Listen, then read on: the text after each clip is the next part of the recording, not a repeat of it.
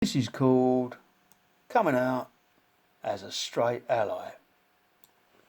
In the 70s, we lived with the fear of being labelled a bender or queer, when even the bullies wore platform shoes, dressed like androgynous metal gurus, had unisex hairstyles streaked with red dye, loved Bowie when Bowie was openly bi, though none but the bravest then would have cried, "I'm proud to be in alliance with Pride."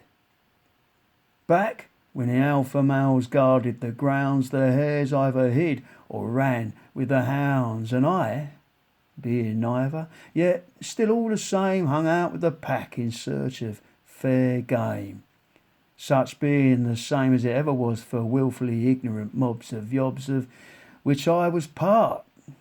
I have to confess, those tough alpha males I lived to impress, more Tommy than Tom, of the same surname. Tom was an activist, worthy of fame, knocking at closets till the locks gave way. The anthem, "Sing if you're glad to be gay," was a rallying to hares far and wide. Come out, stand proud in alliance with Pride. Then came a time of misinformation, fear, moral panic, intimidation, scaremongering, stigmatisation, and yet even more discrimination. AIDS was the gay plague, the tabloids declared, a junkie one too if needles were shared, and whilst it was never outrightly said, the punishment narrative rapidly spread.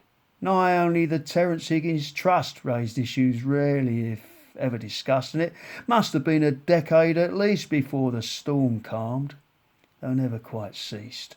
By which time I was a father of two, with an anti-racist, socialist worldview, and in my children today I see the antithesis of what I used to be before I dismissed the bigot inside.